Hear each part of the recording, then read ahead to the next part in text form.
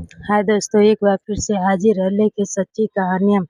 दोस्तों, यह सिर्फ 2 मिनट की कहानी है। अगर आपको पसंद आए तो लाइक, शेयर, कमेंट और से करें और कहानी पूरा सुनें, तभी आपके समझ में आएगा। एक बार एक राजा थे, बहुत ही उनकी दिनचर्या ठीक थी।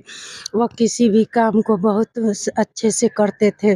प्रतिदिन सुबह उठ के जंगल जाते और जंगल में टहलते, घूमते, फिर मंदिर आते, मंदिर के सीढ़ियों पे 2 मिनट बैठते। उनके बगल में 2 भिखारी बैठा करते थे। एक कहता था कि हे राजा, आपके पास बहुत कुछ है, थोड़ा-सा आप उसमें से हमको भी दे दीजिए कि जिससे मेरी रोजी-रोटी चल सके। एक उनके बगल में जो बैठता था वो कहता था कि हे प्रभु, आपके पास बहुत है, थोड़ा-सा हमें दीजिए जिससे मेरी ज़िंदगी की नैया पार हो सके। यह प्रतिदिन ऐसा ही होता था। एक दिन राजा ने अपने मंत्री से पूछा और कहा कि बताओ मैं क्या करूँ?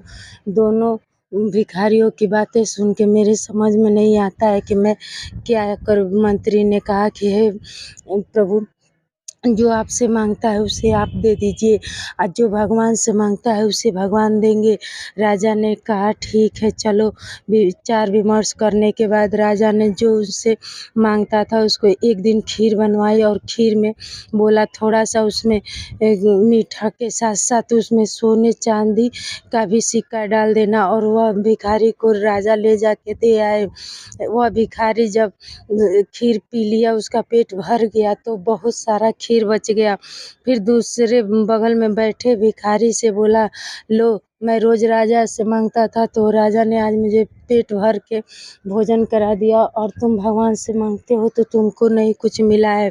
उसको ऐसे व्यंग करते हुए अपना कटोरा दे दिया, जिसे वह खाया और खुश होके दूसरे दिन से वहाँ दिखाई ही नहीं दिया। फिर राजा पूछे कि वह तुम्हारे बगल का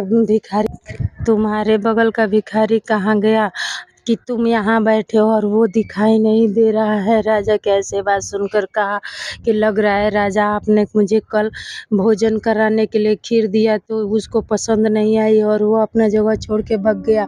जो थोड़ा-सा खीर बचा था मैंने उसे भी दे दिया था। राजा ने ऐसे बात सुनी और मुस्कुराई, कहा कि हे प्रभु, आपकी तो लीला अपरंपार है।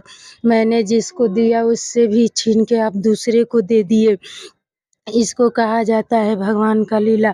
भगवान से जो माँगता है भगवान उसे अवश्य देते हैं। तब भिखारी से राजा बोले कि जिसे तुम वो समझ के दे दिए कि वह बचा हुआ है, उसके नीचे बहुत सारे सिक्के थे, इसी की वजह से वह अब दिखाई नहीं दे रहा है।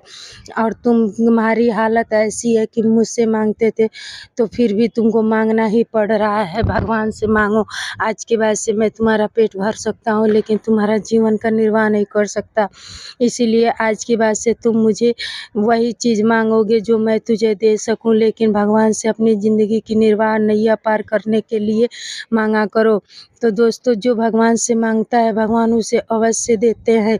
इंसान के देने से इंसान वापस भी ले लेता है और वो ज़िंदगी भर काम नहीं आती है।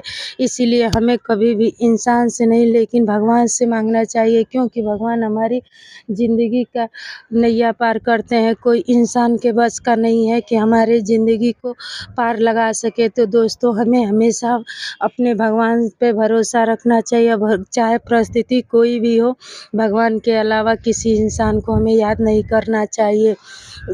इंसान याद किए जाते हैं क्षण भर के लिए, लेकिन उम्र भर के लिए भगवान होते हैं। तो दोस्तों, अगर यह वीडियो आपको पसंद आ रही है तो इसे शेयर अवश्य करें।